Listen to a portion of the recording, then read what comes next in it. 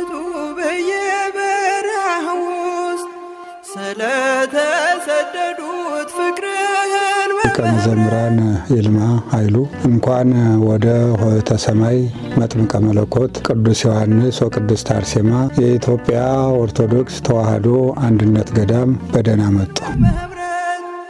የዓለም ውዳቂ ምናምንት የሆነው የኔ ወንድም ሊቀ መዘምራን ስለዚህ ገዳም ለመናገር ጊዜም ቃላትም አላገኝም። ድሪም ይባላል። ትናንትናም አዳራሽ ውስጥ ድሪም አለ ሲሉ ሰምቼዎታለሁ።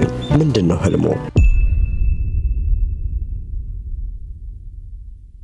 እንደምን ከረማችሁ ውድ ተመልካቾቻችን። በዛሬው ዕለት ይዘንላችሁ የቀረብነው የመንግስተ ሰማይ መግቢያ በር የመጥምቀ መለኮት ቅዱስ ዮሐንስና ቅድስት አርሴማ የኢትዮጵያ ኦርቶዶክሳዊ ተዋሕዶ ቤተክርስቲያን በሳን ሚጌል ካሊፎርኒያ ውስጥ የሚገኝ ታላቅ ገዳም ተመስርቷል። ይህ ገዳም ወደ 3700 ሄክታር አካባቢ የሚሸፍን ታላቅ አውራጃ ነው ብላችሁ ማጋነን አይሆንብኝም። ይህ ገዳም በሰሜን ካሊፎርኒያ ኔቫዳ እና አሪዞና ሀገረ ስብከት ስር ሲሆን ሊቀ ጳጳሱም ብፁዕ አቡነ ቴዎፍሎስ የካሊፎርኒያ እና ኔቫዳ አሪዞና ሀገረ ስብከት ሊቀ ጳጳስ የቅዱስ ሲኖዶስ አባል ናቸው። ይህ ገዳም የግብጾች ገዳም አይደለም፣ የሶሪያን አይደለም፣ የአርመኖችም አይደለም፣ የካቶሊኮችም አይደለም፣ የግሪኮችም አይደለም። የኢትዮጵያ ኦርቶዶክሳዊ ተዋሕዶ ቤተክርስቲያን ገዳም ነው። ኢትዮጵያውያን በላባቸው የገዙት ታላቅ ገዳም ሜይ 8 2026 በብፁዕ አቡነ ቴዎፍሎስ ጥሪ ተደርጎልኝ ወደዚህ ገዳም ተጉዤ ያየሁትን ተአምር ነው ዛሬ የምነግራችሁ። ሊቀ መዘምራን ይልማ ኃይሉ እንኳን ወደ ሆህተ ሰማይ መጥምቀ መለኮት ቅዱስ ዮሐንስ ወቅድስት አርሴማ የኢትዮጵያ ኦርቶዶክስ ተዋሕዶ አንድነት ገዳም በደህና መጡ።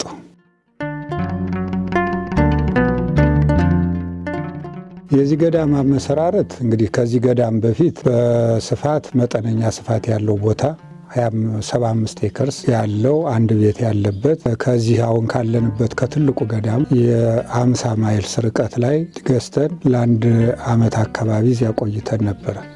ከዚያ በኋላ እዚያ ቦታ ላይ ያው ለማደግ ብዙ እንቅፋቶች እንዳሉ ስንረዳ ከኮሚቴው ጋር ተነጋግሬ ሌላ አዲስ አንደኛ የእኛን ፍላጎት የሚያሟላ ለአገልግሎት ምቹ የሆነ እንዲያው ሲያዩትም የገዳም መንፈስ ያለው ቦታ አስፈላጊ በመሆኑ በወቅቱ የመጀመሪያውን ቦታ ካጋዛን ኤጀንት ጋር ተነጋግረን ብዙ ቦታዎችን አይቶ ምርጫ ሰጥቶናል። የመጨረሻ ግን ይህንን ቦታ ስናገኝ በወቅቱ አስፈሪም ቢሆን አስፈሪ የሆነበት ምክንያት ዋጋው በዚያን ሰዓት የማይቀመስ ነው፣ የማይታሰብም ነው። 8.2 ሚሊዮን ነው የሚባለው። ብዙ ንብረት አለው።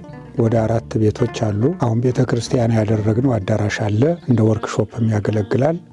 እነሱ ያሉበት በአጠቃላይ ወደ 6 ህንፃዎች ያሉበት 4000 ኤከርስ በአዲስ አበባ ስናየው ከ6 ኪሎ ከቃሊቲ የሚደርስ አንድ አውራጃ ማለት ነው። በዚህ ሰዓት ወረዳ መጠነኛ ከተማ ናት፣ አውራጃ ግን ሰፊ ነው። የዚህ ገዳም ዋናው ዓላማው በአሜሪካ ውስጥ እጅግ አስፈላጊ የሆኑ ታላላቅ ቁም ነገሮችን ለመከወን ነው። የመጀመሪያው ሃይማኖታዊ አገልግሎቶችን ለማግኘት ነው። ከዚህ እጅግ ብዙ ጫጫታና የሥራ ጫና ካለበት ሀገር ራስን በጸጥታ አግልሎ ለተወሰነ ጊዜ ለማቆየት ይህ ገዳም ትልቅ አስተዋጽኦ አለው። ለክረምት ካምፕ ልጆቻችን ከቴክኖሎጂም ከተለያዩ ነገሮች ገለል ብለው እዚህ ቦታ ላይ እንዲማሩ ጸጥ ብለው እንዲቆዩ ለማድረግ ይህ ቦታ በጣም አስፈላጊ ነው። ሌላው መናንያን እዚህ ቦታ ለሀገር ለዓለምም ጸሎት ያደርጋሉ። ህመምተኞች የሚታከሙበት ቦታ ነው። የጸበል ቦታ አለው። ጨነቁ ሰዎች እረፍት የሚያገኙበት ቦታ ነው። ይህንን ሁሉ ስራ ሊሰራ የሚችል ታላቅ ገዳም ተመሰረተ ነው የምላችሁ። ይህ በአጭር ጊዜ የተመሰረተ ገዳም ተጠናክሮ ማየቴ አስገርሞኛል። ይህ እንግዲህ የሚታየው የጸበል ቤት ነው። የወንድና የሴት የጸበል ቤት አለ። የወንድና የሴት ነው። ይሄ የወንዶች ነው፣ ወንዶች የሚጠመቁበት በስዕል አድህኖ አለ። ይሄ የልብስ መቀየሪያ ነው። ልብስ ቀይረው ወደ መጠመቂያው ቦታ ይሄዳሉ። ይሄ የሚጠመቁበት ነው። እዚያ ላይ ቁጭ ብለው ቆመው የሚጠመቁ ወንበሩ አያስፈልጋቸውም። አቅም የሌላቸው ደግሞ ተቀምጠው እዚያ ላይ ይጠመቃሉ ማለት ነው። ይሄ ደግሞ ቀጣዩ የሴቶች ጸበል ቤት። ይህም እንደዚያው ተመሳሳይ ነው። የልብስ መቀየሪያ አለ። ከዚያ ልብሳቸውን ከቀየሩ በኋላ ወደ ውስጥ ወደሱ ይገቡና እዚህ ላይ አቅም ያላቸው ቆመው አቅም የሌላቸው ተቀምጠው ይጠመቃሉ ማለት ነው። እና ጸበሉ በጣም ፈዋሽ ነው። ብዙ ሰዎች ተጠቅመውበታል። እንዲያውም ባለፈ የበዓሉ ዕለት ከካንሰር በሽታ የተፈወሰች አንድ እህት ለምስክርነት መታ ስትናገር እንደነበረ ስለቷንም እንዳስገባች ሰምተዋል። እርስዎም ያው እግዚአብሔርን ማመስግነናል። እናቶቻችን ወደ ገዳም ሲሄዱ ዓይኔ ያለማየ እግሬ ደርሶ ብለው እንዲያዜሙ እኔም የሰማያት በሮች ተከፈቱ መሰል ጌታውን ሲያጠምቀው በዮርዳኖስ መሃል ብዬ ለዚች ቦታ በአቅሜ አንዲት ግጥም ወርወር ያለሁትን ትንሽ ነገር። አይ እኔ ወንድም ሊቀ መዘምራን ስለዚህ ገዳም ለመናገር ጊዜም ቃላትም አላገኝም። የዛሬ 3 ዓመት እዚህ መተን ሳየው መጀመሪያ የተመረቀ ጊዜ በምድር ያለ ሰማይ ነው። ገነትን የምናውቃት በእምነት ነው፣ የምናያትም በእምነት መነጽር አይን ነው። ይህን ገዳም ካየሁበት ጊዜ ጀምሮ ግን ገነት በምድር ያቺ በተስፋ የምንጠብቃት አረቦነ ርስትነ የምንላት ገነት እዚህ እንዳለች አረጋግጬ አምኜ ነው ይሄድ እና አሁን ፈተናው በየአካባቢው ሲበዛ እግዚአብሔር ይመስገን አሁንስ ማረፊያ ገነት የሆነ ገዳም እግዚአብሔር ሰጥቶናል እያልኩ ተስፋዬን ለሰዎች እናገራለሁ። እና በሰማይ በምድር ያለች ሰማይ ናትና ስለዚህ ለዚህ ነው ሆዋተ ሰማይ የተባለችው። ሆዋተ ሰማይም የተባለችው ስምን መልአክ ያወጣዋል።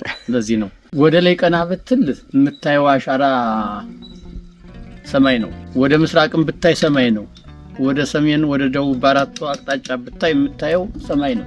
ሌላ ላይንህን እንቅፋት የሚሆን የምታየው ነገር ምንም ነገር የለም። መንደር እንኳን የለም። እና ይህን ላደረገ አምላካችን ክብርና ምስጋና ለእሱ ይሁን። ከዚህ ቀደም ብፁዕ አባታችን መምጣት አለብህ ብለው አውሮፓ ጉዞ ስለነበረኝ እያዘንኩ መምጣት ተስኖኝ ነበር። ዛሬ ተሳክቶልኝ መጣሁ። ገዳሙ ትልቅ ነው ብለው ነግረውኝ ነበር፣ ግን ሀገር ነው አላሉኝም። ካለማጋነን አዲስ አበባን ሊያክል ምንም አልቀረውም። ሳላጋነን ነው የምነግራችሁ። ይሄንን እነዚህ ጎሽ የሚያካክሉ ሳር የሚበሉ የወደሉ ላሞችና በሬዎች ሜዳውን ሞልተውት ሳይ ይሁታ ምንድን ነው አልኩኝ። እረኛ የላቸውም፣ የፈለጉበት ይውላሉ ያድራሉ አሉኝ ብፁዕ አባታችን። እዚህ አያጅቡ የለም፣ አያነብረውም የለም። ሌላው ቀርቶ ላሞቹን ሰው አያገላግላቸውም፣ አመጣው ራሳቸው ናቸው የሚወልዱት። የሰው ልጅ ሳይሻማቸው ጥጃቸውን ወተት ያጠባሉ። ይህንን ሁሉ ላም ማን ያልባል ለመሆኑ? እንግዲህ ይሄ ደግሞ የከብቶች ማሰማሪያ ነው። በጎች እዚህ አካባቢ ይለማሉ ወይም ደግሞ በጎች ይረባሉ። እዚህ አካባቢ ምግብ ስለሚሰጣቸው እንትን ይላሉ። እስቲ ስጪኝ ለኔ አንድ።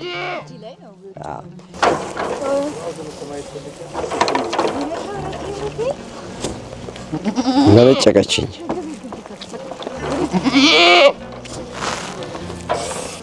ፍየሎችና በጎች የሚረቡበት ቦታ ነው። ተመልከቱ። ይህንን እንግዲህ አባቶች ናቸው እዚህ ከብቶችን የሚያረቡት። ልክ ሰላም የሚሏችሁ ነው የሚመስሉት።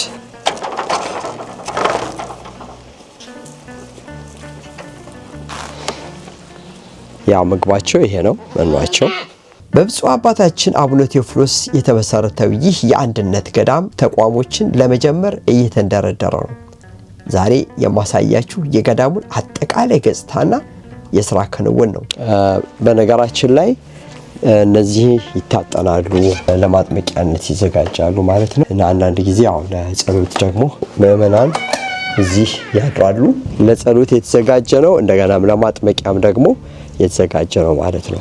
በአይን ለሚያየው ሰው መረዳት ይችላል፣ በጆሮ ለሚሰማው ግን ሊያምን አይችልም። ለምን እንዲህ አዲስ አበባ የሚያህል አሜሪካ ምድር ላይ እንዴት ሊገዛ ይችላል? እንዴት ይገኛል ብለው ብዙ ሰዎችም የጠየቁኝ አሉ ከዚህ በፊት። በመሰረቱ አሜሪካ ምድር ላይ መሬት የባለ ሀብቶች ነው። ማንኛውም ሰው አቅም ካለው የመግዛት የመሸጥ የመለወጥ አቅም አለ፣ እድል አለ፣ መብት አለ። በዚያ መሰረት ይህንን ቦታ ለ10 ዓመታት ይዞት የቆየው ሰው ግለሰብ ከሱ በፊት ሌላም ሰው ነበረ ያቀናው መጀመሪያ። ከዚያ ነው የገዛው ብዙ ሳይቆይ።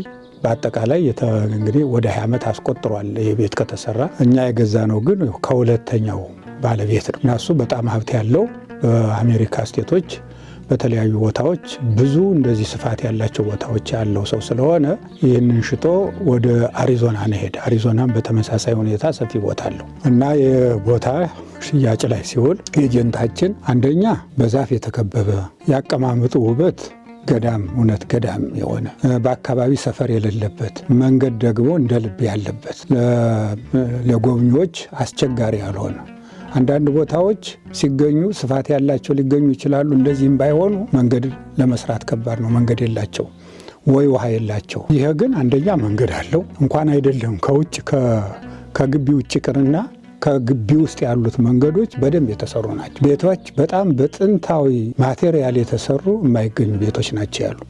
በቤት ውስጥ ያሉት እቃዎችም እንደዚሁ ተመሳሳይ እና በዚያ መንገድ ይህንን ቦታ ከግለሰቡ ጋር ተነጋግረን እስክሮ ውስጥ ገባን።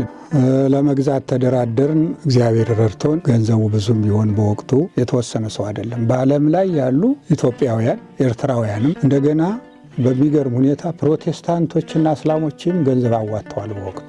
እንዲያውም አንዱ ከሜሪላንድ ደውሎ እኔ ያው እምነቴ ሌላ ነው፣ ፕሮቴስታንት ነኝ፣ ከልጅነት ከቤተሰብ ጀምሮ ያደግኩት አርባ ምንጭ ነው፣ አሁን ያለሁት ሜሪላንድ ነው። ብታስተዋውቅ እንደሰማሁት በቪዲዮ እንዳየሁት ትንሿ ኢትዮጵያ አሜሪካ ላይ ስለተመሰረተች አሻራዬን ማስቀመጥ አለብኝ ብሎ በወቅቱ 1000 ብር ልኳል። ከዚያም በኋላ አስራቴን አወጣለሁ እልካለሁ ብሎ ለተወሰነ ጊዜ ሲልክ ነበር። ከዚያ በኋላ አልተከታተልኩትም እና ያ ማለት እንግዲህ ሁሉን ያሳተፈ ቦታ ነው።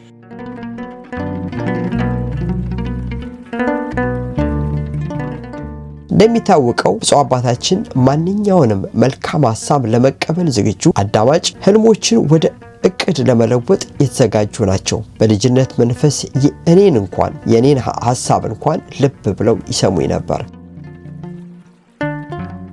ይህ ገዳም 4 መነኮሳትና መናንያን አሉት። የሚገርመው ደግሞ ሁሉም ሙያተኞች ናቸው። ዋናው መንፈሳዊ አገልግሎቱ ነው። ይህ ገዳም ገና ከመጀመሩ የአብነት ትምህርት ኦንላይን መስጠት ጀምሯል። ይህንን ትምህርት የሚያስተምሩት መምህር አባ ወልደ ሰማያት የሚባሉ ናቸው። ዌብሳይቱ ላይ ገብታችሁ ብታዩት በጣም ብዙ ሊቃውንት ከዚህ ገዳም በሚሰጠው ትምህርት እየተከታተሉ ታያቸዋላችሁ ማለት ነው። ዋነኛው ስራ ይሄ ነው። በሰፊው እንደምታዩት የተሰሩ ክንውኖች፣ ሊሰሩ የተነደፉ ብዙ እቅዶች አሉ። በዚህ ገዳም ውስጥ በእንጨት የሚሰሩ በካህናት እጅ የሚያዙና የመጾር መስቀሎች ይሰራሉ። እኔ እንግዲህ በዚህ ገዳም የቅርጻ ቅርጽ ክፍል ዋና ኃላፊና ያው ባለሙያም ነኝ። እዚህ ውስጥ የምንሰራው የተለያዩ ነገሮች በቃ ይሄ በእንጨት የሚሰሩ ዕደ ጥበቦች ሁሉ እዚህ ቦታ ይሰራሉ ማለት ነው። ለምሳሌ ማሳጠኛ መስቀል፣ የእጅ መስቀል፣ መባረኪያ መስቀል፣ መጾር መስቀል፣ እነዚህ አፍሮ ገባይ ጠረጴዛ ላይ በማብራት የሚሰሩ ሌሎችም ይሰራሉ ማለት ነው። የእንጨት ቅርጻ ቅርጽ ሁሉ እዚህ ቦታ እንሰራለን እንግዲህ እስካለን አቅማችን ድረስ ማለት ነው። ያው አቀራችን ውስጥ ያደረገው አንዳንድ ማቴሪያል ስለሚጎለን ግን ባለን ማቴሪያል ስለዚህ ጋር ወደ 5 ማሽኖች አሉ። በ5 ማሽኖች የሚመረተው ላይ እናመርታለን። የኢትዮጵያን ወደዚህ እናመጣለን ብለን እናስባለን። የኢትዮጵያ የሚሰሩ ዕደ ጥበቦች ወይ ደግሞ በቅርጻ ቅርጽ ደግሞ ከዚህ ደግሞ ወደ ኢትዮጵያ ሄደው ሰዎች ከሚገዙ እዚሁ ከአሜሪካ ለአሜሪካ ብለን ከዚሁ እናመርትና ያው ተደራሽነት ለወደፊቱ ለጠቅላላው ግዛት እናደርጋለን እናስባለን። ለጊዜው ግን አሁን በዚህ በካሊፎርኒያ ውስጥ ያው ተደራሽነት እያደረግን ነው። ቀስ በቀስ ደግሞ ለበላው በአሜሪካ ላለው ስቴት ሁሉ እናደርሳለን ብለን እቅድ ላይ ነን ማለት ነው። ፍራይ ገባ መስቀል ነው እንግዲህ ይሄ ጅማሬ ነው። የተሰሩ ወይም እዛ ሱቆች ይኖራሉ። ሁለት ደግሞ ስቶር ውስጥ አስቀምጠናቸዋል ማለት ነው። እዚህ ጋር ስንመለከት ይሄ ነው። ይሄ ገና እግር አልተሰራለትም። እግር ይገባለታል። እግር ጋር ስንመለከት እነዛዎቹ እግር ይሆናሉ ማለት ነው። አሁን እነዚህ እንደዚህ እናደርግላቸውና እግር እንሰራላቸዋለን። እንደዚህ ይቀመጣል። ከዛ ይቀመጥና እዚህ ጋር ማብራት እንሰራለታለን።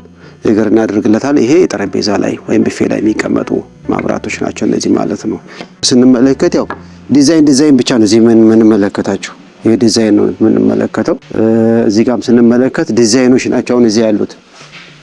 ለበዓል ስለወጡ እነዚህ ዲዛይኖች እንደዚህ ነው የምናወጣቸው። መጀመሪያ ዲዛይኑ የምንሰራው እንደዚህ እንሰራልና ከዛ ያው እንቀርጻለን ማለት ነው።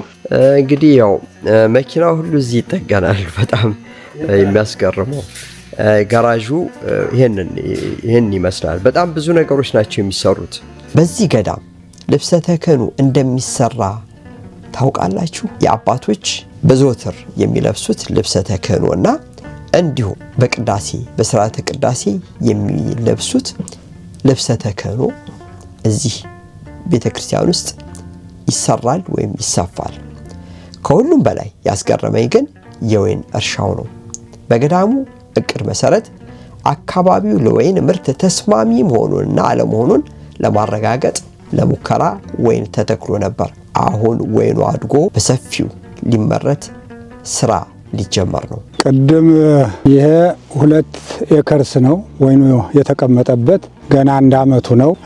በእንደዚህ አይነት ጥሩ ሆኖ በቅሎ ይታያል። አሁን በሚቀጥለው ዓመት ፍሬውን እንለቅማለን ብለን እናስባለን እንደ እግዚአብሔር ፈቃድ። በዚህ ሰዓት ይህንን የወይን ተክል ባጭሩ ያደረግነው ቦታ አተን ወይም ደግሞ የወይን ተክላተን ሳይሆን ወደፊት ያዋጣል ላያዋጣም እንግዲህ በፈረንጆች ፓይለት ስተዲ ይሉታል። እንደ ፓይለት ስተዲ በዚህ አይነት ሌሎችንም ቦታዎች ወይን ብናመርትባቸው ተስማሚ ነው ወይ፣ ያፈራል አያፈራም፣ አንዴ በብዛት ተክለን ከሚበላሽና የሆነ ችግር ከሚገጥመን ድካምም ሳይኖር ወጭም ሳይበዛ ባጭሩ ሙከራ አድርገን የሚያዋጣ ከሆነ አሁን ወደፊት የሚታይ ሜዳ አለ በደንብ በዚህ በቤተ ክርስቲያኑ ፊት ለፊት እሱንም ቀጣይ የዛሬ ከዓመት በኋላ የዚህን ውጤት ካየን በኋላ ይቀጥላል የወይኑ እንትን ተክል ማለት ነው። ይሄ ቤተ ክርስቲያኑ ነው። ይሄ ቤተ ክርስቲያን ከኛ በፊት የነበረው ግለሰብ የፈረስ ማጎሪያ የሳር ማስቀመጫ አድርጎ ነበር ሲጠቀምበት የነበረው እና አቧራው ከጉልበት በታች አቧራ የነበረ ያው በየቀኑ እንስሳቱ ፈረሶችና ሌሎችም እንትን ስለሚቆፍሩት መሬቱ የሀገራችንን መሬት ይመስላል። የዋልካ ጭቃ ነው፣ ዝም ብሎ ጥቁር አፈር ነው እና በቀላሉ ነው እንትን የሚል። አሁን የሳየው ይሄንን አንደኛ እንደ ቤተ ክርስቲያናችን ስርዓት ከምስራቅ ወደ ምዕራብ ነው አቀማምጦ ስርዓቱን የጠበቀ ነው። በሁለተኛ ደረጃ ደግሞ ትልቁን ካቴድራል እስከምንሰራ ድረስ ለአሁን አገልግሎት ለመስጠት ይሄ ከበቂ በላይ ነው። ወደ 400-500 ሰው ይይዛል። ላይና ታች ነው፣ ፎቅና ያው ምድር ቤት አለው። ዋን ስቶሪ እንትን አለው። እዚያ ላይ ብዙ ሰው ይዛል፣ ወደ 200 ታች ያለው ወደ 200 ይዛል። ከ500 ያላነሰ በእኛ ይይዛል። ለጊዜው አገልግሎት እየተሰጠ ያለ እዚህ ነው። የገዳሙ እንቅስቃሴ እጅግ የሚያበረታታ ብቻ ሳይሆን በብዙ እቅዶች ላይ ውጤትም እየተገኘ መሆኑን ስነግራችሁ ከፍ ባለ የደስታ ስሜት ነው። በነገራችን ላይ ገዳሙ ኦፊሻል ዌብሳይት አለው። ከዚህ እንደምትመለከቱት ሁላችሁም ገብታችሁ እንድትጎበኙት፣ አንዳንድ ደግሞ ዌብሳይቱን ለማሻሻል ቴክኒካል እርዳታም እንድትረዱ በተቻለን መጠን ገዳሙን እንድንረዳ እጠይቃለሁ። ይህ ዌብሳይት በአሁኑ ጊዜ ዜና አለው፣ ታሪክ አለው። በመጥምቀ መለኮት ቅዱስ ዮሐንስ እና በቅድስት አርሴማ የኢትዮጵያ ኦርቶዶክሳዊ ተዋሕዶ ቤተክርስቲያን ገዳም የሚደረጉ ትምህርቶችን ሁሉ እዚህ ላይ አይቻለሁኝ። አሁን ያለበት ሁኔታ እንደምታየው አሁን 3 ዓመታችንን አስቆጥረናል። ገና የ3 ዓመት ሕፃን ማለት ነው። ብዙ የሚሰሩ የልማት ስራዎች አሉ። ብዙ ፕሮጀክቶች፣ የታቀዱ እቅዶች አሉ። የታቀዱ እቅዶችን ግን በ1 ዓመት፣ በ2 ዓመት፣ በ3 ዓመት ሰርተን የምንጨርሳቸው አይደሉም። በ3 ደረጃ የተከፈሉ ናቸው። የአጭር የመካከለኛና የረጅም ጊዜ ወደ 27 እቅዶች አሉ ገዳሙ ውስጥ ይሰራሉ ብለን የምናስበው ለትውልድ የሚሸጋገር ትውልድ ያስፈጽም። ዛሬ እኛ የቻልነውን እንጀምራለን፣ እንጨርሳለን። ቀጣውን ደግሞ ትውልድ ያስቀጥለዋል፣ ይሰራዋል ብለን ያቀድናቸው እቅዶች አሉ። በእቅድ ያስቀምጠናል። የሚቀጥለው ትውልድ አሻሽሎ ሊሰራው ይችላል። በአሁኑ ሰዓት ግን ያው አንደኛ ዕዳውን ሙሉ በሙሉ ያው ከዕዳ ነፃ ሆኗል፣ ከፍለን ጨርሰናል። የተወሰኑ ከምዕመናን ከወለድ ነፃ የተበደርነው ነበር በወቅቱ ከ120 እስከ 160 ሺህ የሚሆን ቀርቶብናል። ይህ ያለ ማለት አይቻልም። ዕዳ ያለም መባል አይቻልም። ማለት 8 ሚሊዮኑ ተከፍሎ 8 ሚሊዮኑ ተከፍሎ በአሁኑ ሰዓት እንግዲህ ብድሩን ያደረግነው በሁለት አይነት ነው። አንድ ከባንክ፣ ሌላው ደግሞ ከግለሰቦች ያልወለድ ግለሰቦች ከ5,000 እስከ 1 ሚሊዮን ድረስ አበድረውናል። ለምሳሌ ብዙ ጊዜ በተደጋጋሚ ሰምተህ ይሆናል ወይዘሮ ትዕግስት ፈረደ 1 ሚሊዮን አበድራናለች። በወቅቱ ይህ ቦታ እንዳያመት ቤት ልትገዛ እቅድ ይዛ ይህንን ሁኔታ ስትሰማ ነው ይህማ እድል ማምለጥ የለበትም የኔ ቀስ ብዬ አገኘዋለሁ ይህ ግዳ ነገ ካመለጠ አይገኝም ብላ ያላትን አሟጣ 1 ሚሊዮን አበድራን ያንን በወቅቱ ለነበረው ለግዥዋ ውለን ከዚያ በኋላ የኮሜዲያን እሸቱ ፕሮግራም ሰኔና ሐምሌ መጀመሪያ ላይ ሰኔ መጨረሻ ላይ ለ2 ሳምንታት እዚህ ቦታ ላይ በተደረገበት ሰዓት ወደ 5.8 ሚሊዮን ሰበሰብ። ከዚያ ያንን 1 ሚሊዮን የወይዘሮ ትዕግስትን መልሰናል። ከ5,000 እስከ 60,000 ድረስ የሚሆኑ ደግሞ ብዙዎችን ብድሮች መልሰናል። አሁን የሚቀርብን ከ120 እስከ 160,000 የሚደርስ የግለሰቦች ብድር ነው፣ ያለወለድ ነው። በሚፈልጉት ሰዓት ቀስ እያልን እንከፍላለን አለ ማለትም አይቻል እና አንደኛው ትልቁ ስራ እዚህ ቦታ ላይ የተሰራው ወይም ደግሞ ገዳሙ የሰራው ትልቁ ስራ ይህን ቦታ ባለቤት ማድረግ የራስ ማድረግ ነው። በዚህ ሀገር ቤት ይገዛል። ቤት እንዴት እንደሚገዛ ከኔ ይልቅ ሊቀ መዘምራን ያውቁታል።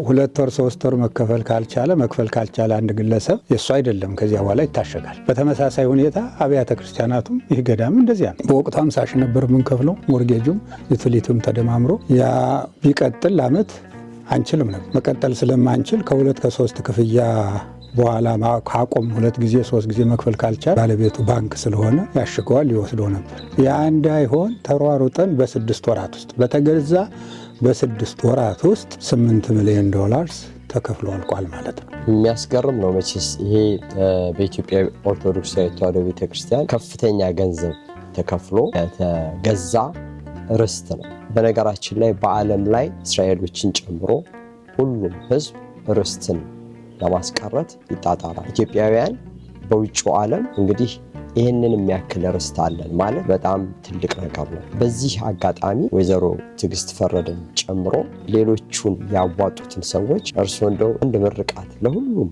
በዚህ አጋጣሚ ቢሉልን። በትክክል ያስፈልጋል ይገባልም። ከባንክ መበደር የምንችለው በወቅቱ 3.5 ብቻ ነበር። ከዚያ ውጭ ያለውን ግለሰቦች ባያበድሩን ወይዘሮ ትዕግስትን ጨምሮ ባያበድሩን ይህ ቦታ እጃችን ውስጥ አይገባም ነበር።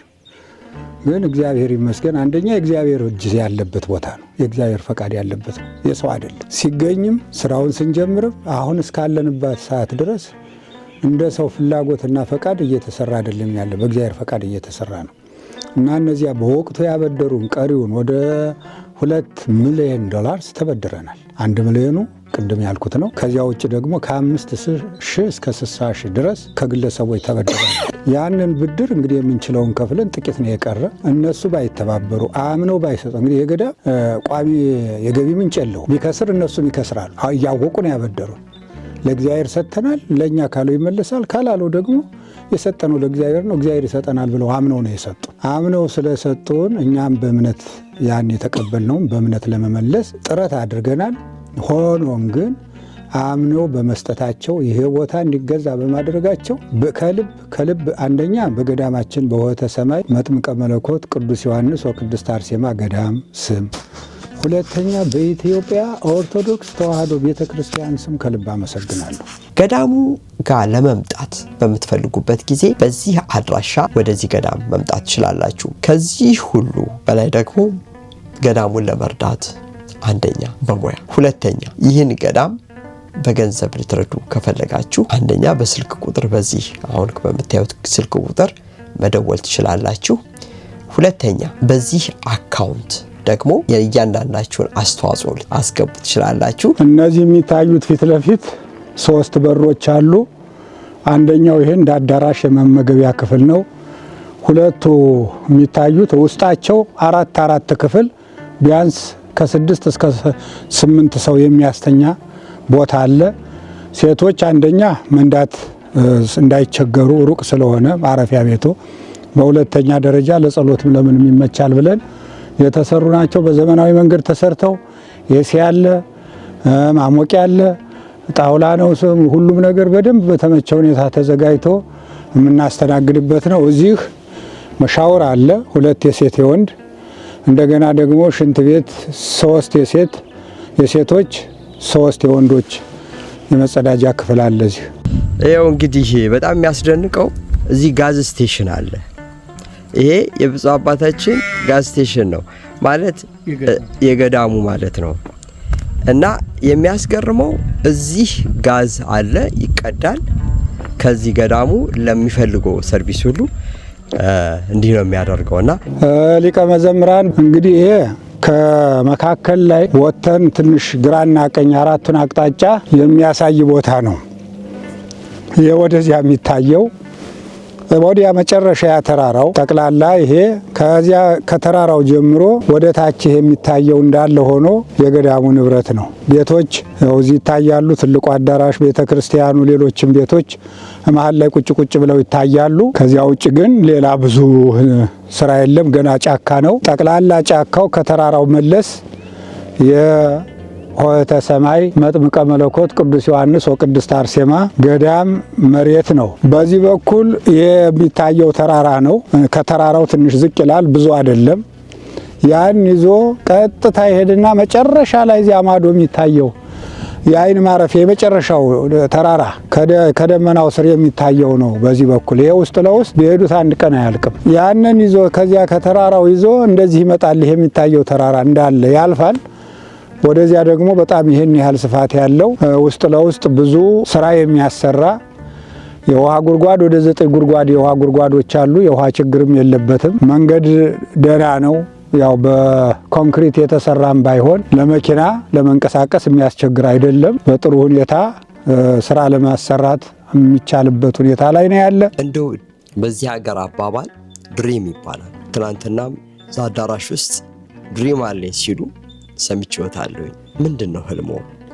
በጣም አመሰግናለሁ ሊቀ መዘምራን። እንግዲህ ድሪም ማለት ፍላጎት ነው፣ ራዕይ ነው። እዚህ ቦታ ላይ አንደኛ ከስፋቱ አንጻር ብዙ ነገሮችን መስራት እንድንችል እግዚአብሔር ዕድሉን ሰጥቶናል።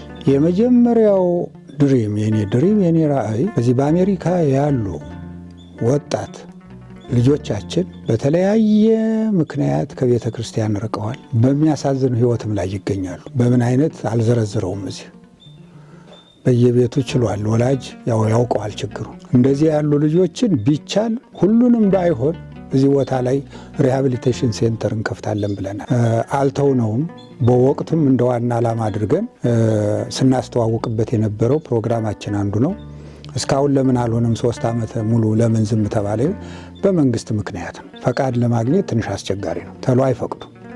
እንኳን ይህን ትልቅ ፕሮጀክት ይቅርና አንድ ቤት ለመስራት እኮ አዳራሹን ይህንን ለመስራት አንድ ዓመት ተኩል ነው የፈጀብን።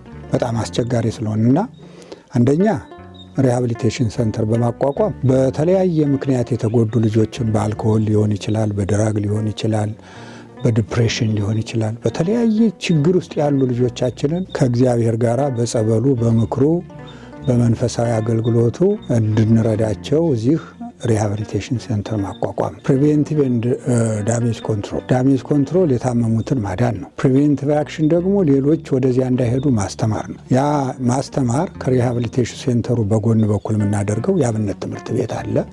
የቴዎሎጂ ኮሌጅ አለ። በቅዱስ ሲኖዶስ ተፈቅዷል ቴዎሎጂ እንዲቋቋም እዚህ ቦታ ላይ እና አሁንም ኦንላይን እየተሰጠ ነው። የ2 ዓመት ኮርስ ዲግሪ፣ የ1 ዓመት ሰርተፊኬት፣ የ1 ዓመት ኮርስ የሰርተፊኬት ፕሮግራም ተዘጋጅቶ መምህራን ተዘጋጅተው እያስተማሩ ነው። የአብነት ትምህርት ደግሞ በሀገራችን የሚሰጡ የአብነት ትምህርት ቤቶች የብሉያት፣ የሐዲሳት፣ የአቋቋም፣ የቅኔ፣ የቅዳሴ፣ የዜማ ሊቃውንት መጥተው እዚህ ጉባኤ ዘርግተው አስተምረው ቤተ ክርስቲያናችንን እንድትቀጥል እንዲያደርጉ አንደኛው ይሄ ነው። በሁለተኛ ደረጃ በአቅም እያላቸው መስራት በሚችሉበት ጊዜ አሜሪካ ይኖራሉ። ከጊዜ በኋላ ግን የሆነ ችግር ሲመጣ ያው በሞት መለየት ሲመጣ ማለት በአረፍተ ዘመን መገታት ሲመጣ አንዳንድ ከፍላጎት ከሀገርን ከመውደድ የተነሳ ወደ ሀገር ቤት ለቀብር ይሄዳሉ። እዛው ይሄዳሉ ቤተሰብ ያን እዚህ እንዲሆን ለማድረግ ኢትዮጵያ ስለሆነ የትንሿ ኢትዮጵያ ስለሆነች የቀብር ቦታ ማዘጋጀት ቤተሰብም እንዳይቸገር። በሁለተኛ ደረጃ እስካሁን በተለያየ ቦታ ላይ እንግዲህ በሀገራችን ቤተክርስቲያን ከሌለ ቀብር አይፈጸምም። ቤተክርስቲያን አለበት አካባቢ ነው ቀብር የሚፈጸመው። እዚህ ደግሞ እንደዚህ አይደለም። በለመድነው መንገድ የቀብር ስነ ስርዓት እንዲፈጸም ያንን ማዘጋጀት ነው። ኮሌጁን ወደ ዩኒቨርሲቲ ማሳደግ ነው። በሶስተኛ ደረጃ ወደ ዩኒቨርሲቲ አሳድገን ልክ የሀገራችን ሊቃውንት ወደ ራሽያ፣ ወደ ሮማንያ፣ ወደ ግብፅ እየሄዱ ሲማሩ እንደነበር እናውቃለን። አሁን ብዙ እንደዚያ አልቀጠለም። በወቅቱ ስኮላርሽፕ ስለነበረ ነው። እዚህ ቦታ ላይ ግን በስነ ስርዓት ኮሌጅ ከተቋቋመ አይደለም ለኢትዮጵያውያንና ለኤርትራውያን ይቅርና ጠቅላላ በዓለም ላሉ የኦርቶዶክስ እምነት ተከታዮች ይሄ ቦታ መፍትሄ ይሆናል ብዬ አስባለሁ። በሶስተኛ ደረጃ በሀገራችንም በኢትዮጵያም በውጭም ዓለም ክሊኒክና ሆስፒታል የለም። አንድ እንግዲህ የምግባረ ሰናይ ሆስፒታል አዲስ አበባ ላይ ያለ ያም ብዙ ምክንያት ችግር ያለበት ቦታ ነው። ያው ብዙ ጊዜ አገልግሎት የተሟላ አይደለም። አሁን ትንሽ እየተጠናከረ ነው። ስለዚህ እዚህ ቦታ ላይ ክሊኒክ ማቋንትንና ከክሊኒክ ወደ ሆስፒታል የሚያድ አንድ የጤና ተቋም መዘርጋት ነው። እዚህ ቦታ ላይ የእደ ጥበባት ስራዎችን ምናልባት እዚህ ፊታችን ሱቅ አለ። የተሰፉ ልብስ አልባሳት፣ የመቀደሻ አልባሳት አሉ። የቤተ ክርስቲያናችን የእጅ መስቀል፣ የመጾር መስቀል የምንላቸው ከእንጨት የተሰሩ አሉ። እነዚያ እዚህ ገዳሙ በሚኖሩ መነኮሳትና መነኮሳያት የተሰሩ ናቸው። ከኢትዮጵያ የመጡ አይደለም። ሰው ሲያይ ከኢትዮጵያ የመጡ ይመስላሉ፣ ግን ከዚያ ያመጣ ናቸው አይደለም። እዚህ ያሉ መነኮሳትና መነኮሳያት የሰሯቸው ናቸው። ያው ቦታ በደንብ ሳናዘጋጅ የተመቻቸ ነገር ሳይኖር እንትና አለ፣ መሳሪያ አለ፣ ግን ቦታው ላይ ህንፃ ለመስራት ያው የሚያስፈልግ ነገር ስላለ በፈቃድ ለመስራት ያንን ወደፊት እስከምንሰራ ድረስ ባለው ተጠቅመን እንደዚህ ያሉ ስራዎች ተጀምረዋል። ይህንን አሳድገን አይደለም አሜሪካ ያለችዋ ቤተ ክርስቲያን ይቅርና በዓለም ያለችዋ የኢትዮጵያ ኦርቶዶክስ ተዋሕዶ ቤተ ክርስቲያን እንዲሁም ሌሎችንም ተጨምሮ ከዚህ ንዋየ ቅድሳት የሚያገኙበትን ከሀገር ቤት ተሸክሞ ከመምጣት ከዚህ ይቀላል። ያንን እዚህ ቦታ ላይ እንዲያገኙ ማድረግ ያንን ማስፋት ነው። የዚህ ላይ ተጀምሮ የቀረው ህንፃ ይሄ ከመግዛታችን በፊት የነበረው ባለቤት ጀምሮ የተወው ነው። ሪትሪት ሴንተር ለማድረግ ወደ 20 ክፍሎች አሉት። ከታች ጀምሮ መሰረቱ ሙሉ በሙሉ ያለቀ ይህንን ጨርሰን አቅም ቢኖረን ለልጆቻችን ከዚህ በፊት ለተናገርነው ቃል ለገባ ነው ለማገገሚያ ሴንተር ወይም ደግሞ በዚህ ሀገር ሪሃብ ሴንተር ለሚሉት የማገገሚያ ማዕከል ነው የምናደርገው። አካባቢው አየሩ ንጹህ ነው። የቦታው አቀማመጥ ልዩ ነው። መንፈስ ይፈውሳል። ጨነቅ ሰው ካለ የጭንቀት በሽታ ያለበት የአእምሮ ችግር ያለበት ሰው 2 ቀን ቢያድር እዚህ ጸበልም ራሱ አያስፈልገውም። አየሩ ይፈውሰዋል። ንጹህ አየር ስለሆነ የሚያየው ንጹህ አየር ነው የሚያየው። ልዩ ልዩ ዛፎችን ነው። ወደ ላይ ሰማይ ነው። ወደዚያ ተራራ ጠቅላላ የመሬቱን ጸምድር የመሬቱን ውበት ነው የሚያየውና ይህንን ለልጆቻችን ወደፊት የሚማሩበት ከአንዳንድ ችግሮች ነፃ የሚሆኑበት የማገገሚያ ማዕከል ለማድረግ ነው እቅድ ይዘን ያለ ነው ማለት ነው። ከታች ሲታይ በደንብ ጥናት አድርጎ ነው የሰራው ግለሰቡ። ብዙ ስራ ተሰርቷል። ወጪ አውጥቶበታል። የመጨረሻውን ቢያልቅ ኖሮ ይሄ ራሱ ምን ያህል እንደሚያወጣ መገመት አያዳግትም። ራሱ ብቻ ይሄ ከ20 ክፍሎች ይኖሩታል። ይሄ የምናየው ደግሞ እንደ ኮንፈረንስ ሩም እንደ ስቴጅም ነው። ብዙ ነገሮችን ሊያከናውንበት ጂም ይኖራል፣ ስፖርት መስሪያ ይኖራል፣ እንደ ኮንፈረንስ ሩም ይኖራል።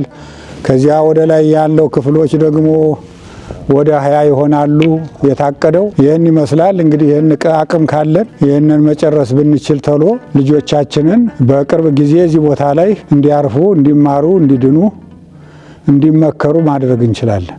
በጣም በጣም ደስ የሚል መንፈስን ሁሉ የሚሰበስብ ቦታ ነው። እኔ እንደው ራሱ እንዲህ አይነት ጸጋ ያለበት ቦታ ለሰው የሚስማማ ቦታ ነው አይቼ አላቅምና በጣም ነው ደስ የሚለው። ይሄን ቦታ በማየቴ በጣም ተደስቻለሁ። የንብ እርባታ አለ። ባለፈ ዓመት እንዲያውም በጣም ወደ 20 የሚደርሱ ቀፎዎች ነበሩ። አሁን በተለያየ ምክንያት ትንሽ ያው ለአካባቢውም አዲስ ስለሆን ቁጥራቸው ቀንሶብናል። ቢሆንም አሁን አለ። ንብ እርባታውን አሳድገን ማር ይኖራል። እንደገና ማር ብቻ አይደለም፣ ሰምና እንትን እንላለን፣ ጧፍ እናመርታለን። እንደ ሀገራችን ጧፉን ራሳችን እዚህ ማምረት እንድንችል ያንን ለማድረግ ነው። የከብት እርባታ፣ የበግ እርባታ አለ። በጎችም በተወሰነ ደረጃ አሉ። ከብት ከ100 በላይ የሚሆኑ የቀንድ ከብቶች አሉ። እነዚያን ገዳሙ እንደ ትልቅ የልማት እንትን አይቷቸው አሁንም ለማሳደግ ያንን ለማስፋት አስበናል። የግብርና አለ። ወይን ከቤተ ክርስቲያኑ በስተጀርባ በኩል ለሙከራ ብለን ወደ 2 ኤከርስ ላይ ወይን ተክለናል። በጥሩ ሁኔታውን ጸድቆ እንግዲህ በሚቀጥለው ፍሬውን የዛሬ ዓመት ከመጡ ሊቀ መዘምራን ደንበኛ የወይን ፍሬ ያገኛሉ ማለት ነው። ዛሬ ቅጠሉን አይተዋል፣ በሚቀጥል ፍሬውን። ይህና ሌሎችም ብዙ ነገሮች አሉ እዚህ ቦታ ላይ እንዲሆኑ የምፈልጋቸው በአጭር ጊዜ እነዚህ ናቸው። ሌላው እንግዲህ በሂደት የሚሰሩ ተቋማት ይኖራሉ። በጣም በጣም የሚያስደስት ነው በእውነት። አሁን እኔ እዚህ ስመጣም ውጤቱን አይቼዋለሁኝ። ለምሳሌ ወርክሾፑን አባ ፍቅረ ማርያም በደንብ አስጎብኝተውኛል።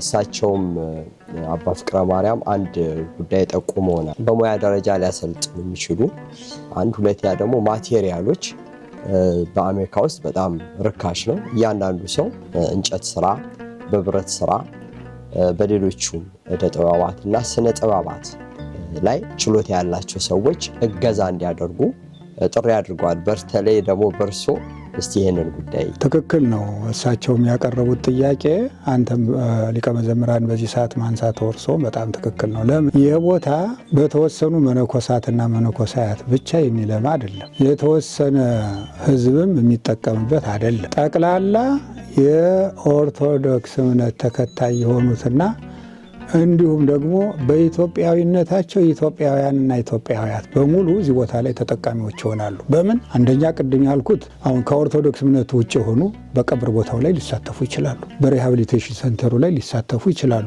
መጥተው ጎብኝተው 2 ቀን 3 ቀን እዚህ ቆይተው ከዚህ በፊትም መጥተው ጎብኝተው ወደዋል። የፕሮቴስታንት እምነት ተከታዮች ማየት አለብን ገዳም ብለው እና እንደዚህ ያለውን ነገር ለማሳደግ ባለሙያ ሰዎች ያስፈልጋሉ። ገዳሙ በራሱ ባለሙያ የሆኑ ሰዎችን ለማምጣት ያው ጊዜ ይፈጅበታል። ለምን እንደ ሀገራችን ዝም ብሎ በአንዴው 50 ሰው ማምጣት አይቻልም። አሜሪካ ላይ በሀገራችን ከየትኛውም ገዳም ሄዶ አንድ ገዳም ላይ አንዱን ገዳም ለማልማት ብዙ መነኮሳያትንና መነኮሳትን መውሰድ ይቻላል። እዚህ ግን አይደለም። ስለዚህ እንደዚያ ስለሆነ በዚህ በአሜሪካ ካሉ በተለይ ሙያ ያላቸው እንደዚህ ያለ የቅርጻ ቅርጽ የልብስ ስፌት አሁን ቅርጻ ቅርጹን ቅድም እንዳሉት አባ ፍቅረ ሥላሴ ናቸው የያዙት በኃላፊነት ጥሩ አድርገው እየሰሩት ነው። ብዙም አልናገራቸው የቤተ ክርስቲያን የውስጥ የቤተ መቅደስ ንዋየ ቅድሳትን አሳምረው ሰርተዋል። እዚህ ላይ መናገርም አልችለው ከመስቀል ባሻገር የማይገኝ ሱቁ ላይ የተሰፉ ልብሶችን አይተዋል። መቀደሻ አልባሳት እምዋይ ወለተ መድኅን ናቸው የሰሯቸው። እንግዲህ በአንድ ሰው ይህን ያህል ከተሰራ በአባ ፍቅርና በእምዋይ ወለተ መድኅን ይህን ያህል ከተሰራ 3-4 ሰዎች ቢኖሩ ልብስ ስፌቱ ላይ 3 ሰዎች 4 ሰዎች ቢኖሩ እደ ጥበቡ ላይ እዚያ ቅርጻ ቅርጹ ላይ ደግሞ እንደዚሁ 3-4 ሰዎች ቢኖሩ ምን ያህል ማምረት ይቻላል። ስለዚህ ገዳሙ በኃላፊነት ቀጥሮም ሆነ ፕሮሰስ አድርጎ ለማምጣት ጊዜ ይወስድበታል። አይቀርም ይመጣሉ፣ ማምጣት ይቻላል።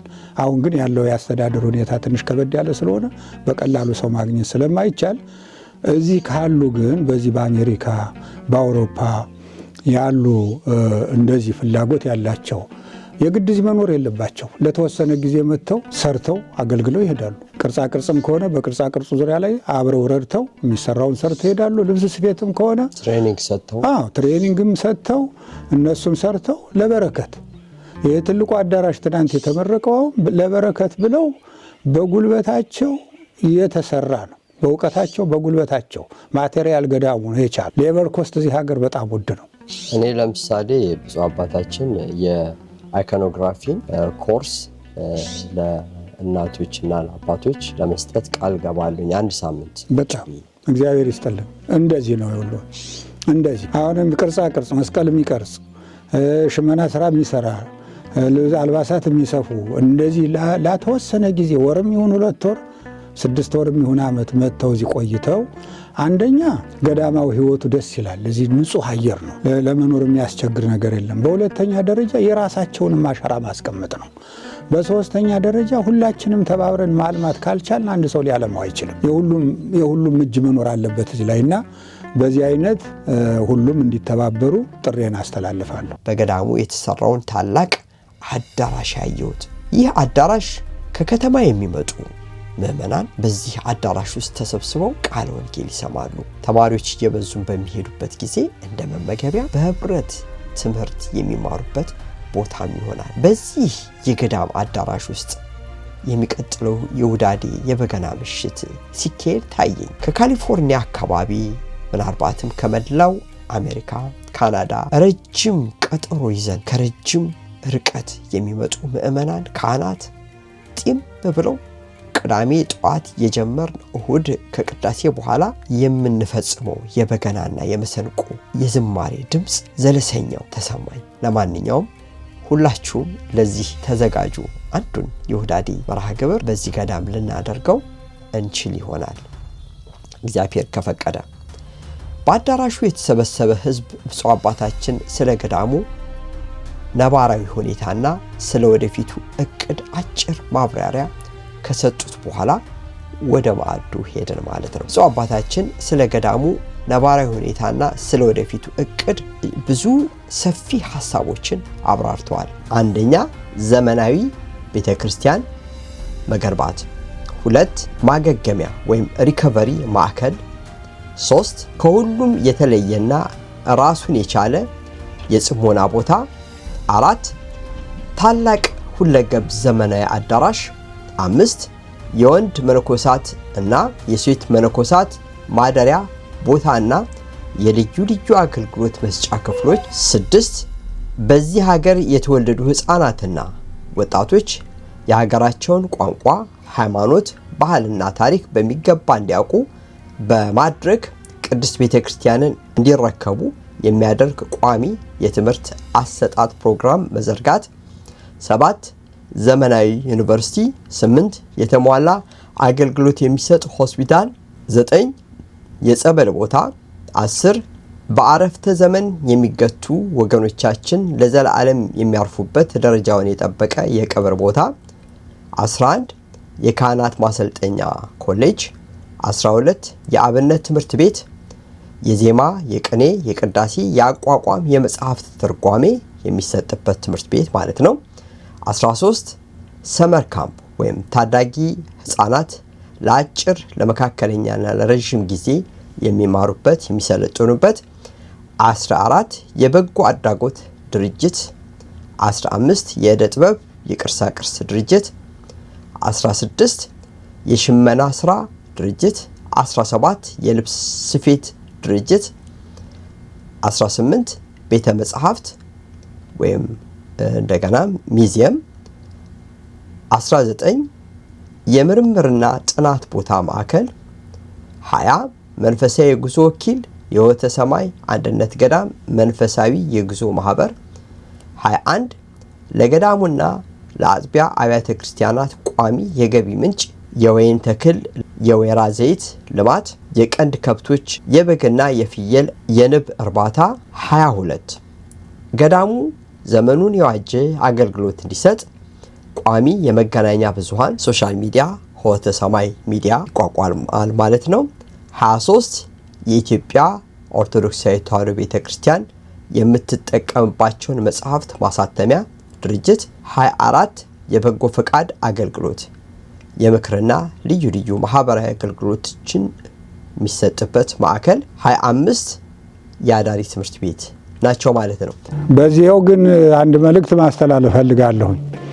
እንግዲህ እንደዚህ ያሉትን ስራዎች የምንሰራው ለትውልድ ነው። ለትውልድ ስንሰራ ደግሞ አሁን ያለው ትውልድ አብሮ መርዳት አለበት እና በየደረጃው አባቶች ካህናት በደረጃቸው፣ እናቶች አባቶች በደረጃቸው፣ ወጣቶች ደግሞ መዘምራን በደረጃቸው እነሱም ይመለከተናል፣ የኛ ነው፣ የራሳችን ነው ብለው ሁሉም በየአቅሙ እዚህ ቦታ ላይ ሊደረግ የሚገባውን ማድረግ አለበት። $1 ራሱ ጥቅም አለው። አሁን ለምሳሌ ገዳሙን ለመርዳት ከ5 ብር ጀምሮ መጠኑ እንደየአቅሙ በወር እየከፈሉ እንዲረዱ ምዝገባ ጀምረናል። በዚያ ተሳትፎ ውስጥ 5 ብር በወር አንድ ግለሰብ ረዳ ማለት ከባድ አይደለም። 5,000 ኢትዮጵያውያን ኤርትራውያን 5 ብር በወር ቢያዋጡ ለዚህ ገዳም ስራ ትልቅ አስተዋጽኦ አለው። ብዙ ነገር ሊያሰራ ይችላል ለልጆቻችን። አሁን የአቅም ጉዳይ ነው እንጂ ይህንን ፈቃዱን ተሎ አስጨርሰን ከዚህ በላይ ያለው ስራ በቀላሉ ያልቅ ነበረ። ግን አቅም ስለሌለን ከዚህ በፊት የተሰበሰበው ገንዘብ ሙሉ በሙሉ ለዳው ስለከፈልንበት ምንም አሁን በገዳማችን ባዶ ነው። ስለዚህ ሁሉም በአቅሙ ከ1 ብር ጀምሮ አቅም እስከፈቀደ ድረስ የማይቋረጥ በየወሩ እርዳታ ቢያደርግ እዚህ ገዳም ላይ ሊሰሩ የታሰቡትን ሙሉ በሙሉም ባይሆን በጣም አስፈላጊ የሆኑትን ስራዎች ሰርተን አገልግሎቱን ማስፋት እንችላለን። አቤት እንዴት እንደሚያምር ተመልከቱት። እስካሁን ድረስ በአመት የሰመር ኮርስ ወይም ሰመር ካምፕ የሚባለውን እየሰጠነው ገዳማችን ከሰኔ እስከ ሐምሌ መጨረሻ ድረስ ትምህርት እስከሚከፈት ድረስ ሰኔ ላይ ወይም ሜይ ላይ ትምህርት ይዘጋል። ትምህርት ሲዘጋ ከዚያ ትምህርት እስከሚከፈት ድረስ 2 ሴሽን 2 ፕሮግራም የመጀመሪያ የሁለተኛ አድርገን ገዳማችን ላይ ብዙ ልጆች መጥተው እየተማሩ ነው። የአብነት ትምህርት ቤት የሚማሩ በአካል መጥተው እየተማሩ ነው። ዜማ የሚማሩ ቅዳሴ የሚማሩ የቅዳሴ የዜማ መምህራን እዚህ አሉ። እንደገና ደግሞ የሃይማኖት ትምህርት የሚማሩ ወጣት ልጆቻችን ወንዶችም ሴቶችም እነሱም መጥተው አስተማሪዎች ከአባቶችም ጋር መደረግ ያለበትን አባቶችም በአቅማቸው አባቶች እዚህ ላይ ቁጥራቸው ጥቂቶች ናቸው። በብዙ ስራ የተያዙ ናቸው። ግን ለልጆቻችን ሲባል ቅድሚያ መስጠት ግዴታ አለብን እና ያንን እያደረግን ነው። እስካሁን ድረስ ሰፋ አድርገን ፕሮግራሞችን ያልቀረጽንበት ትልቁ ምክንያት ማረፊያውም መሰብሰቢያውም ትንሽ ውስን ስለነበረ ያ እስከሚያልቅ ነው። አዳራሹ አሁን አዳራሹ አልቆ አገልግሎት ጀምሯል። ካሁን በኋላ ፕሮግራሙን የሚመለከታቸው የተቋቋሙ ኮሚቴዎች አሉ። የሰመር ካምፑን በተመለከተ የኤጁኬሽን ዲፓርትመንት አለ። እነሱ ጥናቱን እያጠኑ ነው። በአጭር ጊዜ ጥናቱን ጨርሰው ሲያቀርቡ ለሕዝብ እናስተዋውቃለን እና የአመት ኮርስ የአመት ፕሮግራም ይኖረናል። ለእያንዳንዱ ቤተ ክርስቲያን እድል እንሰጣለን። ዝግጅቴን የማጠቃልለው የኢትዮጵያ ኦርቶዶክስ ተዋሕዶ ቤተ ክርስቲያን በየቦታው ገዳማትን አድባራትን እየመሰረተች ነው። አሁን ይህን ገዳም ለየት የሚያደርገው ተቋም እየመሰረተ ስለሆነ ነው። የተለያዩ ተቋማት እርሻው ትልቅ ኢንዱስትሪ ነው። ይህ የወይን እርሻ እንደ ብፁዕ አባታችን እቅድ ወይም እንደ ገዳሙ እቅድ በመላው አሜሪካ በካናዳ ላሉ አብያተ ክርስቲያናት በቅዳሴስ ጊዜ የምንጠቀምበትን ዘቢብ ሊያሟላ የሚችል ትልቅ ግብዓት ነው ማለት ነው። እንዲሁም የከብት እርባታው በካሊፎርኒያና አካባቢ ላሉ ወገኖች በአመት በዓል ጊዜ ጎራ ብለው የበጉንም የበሬውንም ግዢ እዚህ ሊያደርጉ የሚችሉበት ሁኔታ የተመቻቸ ነው ማለት ነው። እዚህ ገዳም ውስጥ ልብሰ ተክህኖ ይሰፋል። በመላው አሜሪካ ካናዳ ያላችሁ ሁሉ ወደዚህ ገዳም በመምጣት ከዚህ የነዚህ እዚህ ገዳም ውስጥ ያሉ እናቶች የሚሰሩትን ልብሰ ተክህኖ እንድትገዙ እንድታበረታቷቸው ይህ ሁኔታ እየሰፋ እንዲሄድ ሌሎች ሙያተኛ እናቶችም ተጨምረው በጣም ሰፊ እንዲሆን የበኩላችሁን አስተዋጽኦ እንድታደርጉ ገዳሙ ይጠይቃል። የተወደዳችሁ ኦርቶዶክሳውያን ኢትዮጵያውያት፣ ኤርትራውያት ይህ ቦታ ሁሉም የኦርቶዶክስ እምነት ተከታይ የሚጠቀሙበት ነው። እየተጠቀሙበትም ያሉ እነሱ ናቸው፣ እናንተው ናቸው እና ይህንን አገልግሎት ለማስፋት 3 ነገሮች ያስፈልጋሉ። እውቀት፣ ገንዘብና ጉልበት። እውቀት ያላችሁ በእውቀታችሁ፣ ገንዘብ ያላችሁ በገንዘባችሁ፣ እውቀትና ገንዘብ የሌላችሁ ደግሞ በጊዜያችሁ ብትረዱ ይህንን ስራ በአጭር ጊዜ ትልቁን ስራ ሰርተው አስረክበውናል ከኛ በፊት የነበሩ ሰዎች። አሁን የሚቀረው ቀላሉ ስራ ነው እና ይህንን ስራ ለመስራት ምናልባት ወደ 1 ሚሊዮን 1.5 ያስፈልገዋል ተብሎ ይገመታል። አሁን ማቴሪያልም ውድ ስለሆነ በተቻለ መጠን ቢያንስ ሌላው ቢቀር ገንዘብ ያላችሁ እዚህ ላይ አሻራ ብታስቀምጡ ለእናንተም ለልጆቻችሁም ለስጋችሁም ለነፍሳችሁም ይጠቅማልና በዚህ እንድትተባበሩን አደራ እንላለን። እንግዲህ ገዳም ያለው ንብረት ያለው የገቢ ምንጭ ምእመናን ናቸው። እንደ ሌሎች አብያተ ክርስቲያናት የተወሰኑ አባላት የሉትም። ቋሚ የገቢ ምንጭ የለውም። እንደ ሀገራችን ገዳማት ደግሞ በልማት ገና አላደግም። የ3 ዓመት ሕፃን ማለት ነው። ወደፊት ሲያድግ እንኳን አይደለም ለራሱ በኢትዮጵያ ላሉ ገዳማት፣ በኤርትራ ላሉ ገዳማት ጠቅላላ መርዳት ይቻላል። አሁን ግን እዚያ ደረጃ ለማድረስ የሁላችንን ጥረት ይጠይቃል። ቅድም እንዳልኩት በጉልበት፣ በእውቀት፣ በጸሎት፣ በገንዘብ ተባብረን ይህንን የተጀመረ ስራ እንድንሰራ መልእክቴን አስተላልፋለሁ። አባቶች ጋር በመነጋገርበት ጊዜ ብዙ ቴክኒኮችን መማር ይፈልጋሉ። ታላቅ ላይብረሪም ለማቋቋም በእውነት እኔ ሚሽን ወስጃለሁኝ። የየራሳችሁን አስተዋጽኦ እንድታደርጉ በአክብሮት እጠይቃለሁ። ይህንን መጽሐፍት ቤት በጣም ትልቅ ቤት አለ። እዛ ውስጥ ማንኛውም ሰው መጥቶ በጽሞና አንድ ቀን 2 ቀን የሚያነብበትን እንዲሁም መምህራን የማኑስክሪፕቶችን ከውጭ ያሉትንም ከግብጽም ከሶሪያም ከሁሉም ያሉ ማኑስክሪፕቶችን አሰባስቦ ትልቅ ጥናት ለማድረግ ልክ እንደ ዩኒቨርሲቲ የሚቆጠር ትልቅ ተቋም ለማቋቋም አሁን እንግዲህ ጀምረናል ማለት ነው። መጽሐፍት እናሰባስባለን። በያላችሁበት የምታገኙትን ጠቃሚ የሆነ መጽሐፍ ወደዚህ ገዳም እንድትልኩ በአክብሮት ተጠይቃለሁ። 1 2 3 እየሆናችሁ ደግሞ የብራና መጽሐፍትን በማጻፍ ወደዚህ ቤተክርስቲያን እንድታመጡ የጠፉ የብራና መጽሐፍት ራሳቸው ተጽፈው ተደጉሰው እዚህ ቤተክርስቲያን እንዲሆኑ በኢሉስትሬሽን ላይ የምትሰሩ በተለይ የቅዱሳት መጽሐፍትን የኢትዮጵያ ጥንታዊ የአሳሳል ዘይቤን መከተል የምትችሉ ወይም ደግሞ መሳል የምትችሉ በእነዚህ ጉዳዮች ላይ ገዳሙን አነጋግራችሁ ይህንን ገዳም ሰፊ አገልግሎት የሚሰጥ እንድናደርገው በአክብሮት ተጠይቃለሁ። ገዳማት የኢትዮጵያ ኦርቶዶክሳዊ ተዋሕዶ ቤተክርስቲያን የጀርባ አጥንት ማለት ናቸው። ገዳማት ካልጸለዩ እንኳን ኢትዮጵያ እኛ ራሳችንም እንኳን ህልውናችን አጠያያቂ ይሆናል። አሜን። መቼም አባታችን እግዚአብሔር ለስራ ፈጥሯቸዋል፣ አድሏቸዋል። ታምር እየሰሩ ነው። ወደፊትም ገና በሳቸው ላይ አድሮ ብዙ ታምራት ይሰራል ብለን እናምናለንና ትልቅ መታደል ነው ለሁላችንም። እግዚአብሔር ቡራኪው ይድረሰን። ብፁዕ አባታችን ከታምላክ ለሁሉ እግዚአብሔር ሁላችንም ይባርከን። አሜን። ይህንንም ራሱ ፈቅዶና ወዶ የመረጠውን የወደደውን ያከበረውን ቦታ የጌትነቱ መመስገኛ የታምራቱ መገለጫ ያድርግልን። አሜን። መልካም ጊዜ ለሁላችሁም። ይህንን ገዳም አስባችሁ አለማችሁ በተለይ ብፁዕ አባታችን አቡነ ቴዎፍሎስ ይህንን ታላቅ ገዳም አስበው መመስረት ስለቻሉ እጅግ እናመሰግናለን። ከሞላ ጎደል በገዳም ውስጥ ያሉትን ነገሮች ሁሉ ለመሸፈን ሞክረናል። አንድ ቦታ ግን ይቀራናል። እናቶች የዕደ ጥበብ ስራ የሚሰሩበት ቦታ ነው። እዚህ ቦታ ላይ ልብሰ ተክህኖ ይሰራል። ሌሎችንም ነገሮች ሁሉ ይሰራሉ። በጣም ብዙ ነገር ነው የሚሰሩት እዚህ ውስጥ። እነሱ የሚያመርቱትን ልብሰ ተክህኖ አሜሪካ፣ በካናዳ፣ በካሪቢያን አካባቢም ያላችሁ በአጠቃላይ በኖርዘርን ሄሚስፌር ያላችሁ ቅርባችሁ ስለሆነ ትገዙ ዘንድ በማክበር እናሳስባለን። እግዚአብሔር ስለሰጠን ጊዜ የተመሰገነ ይሁን። ደህና ሁኑ።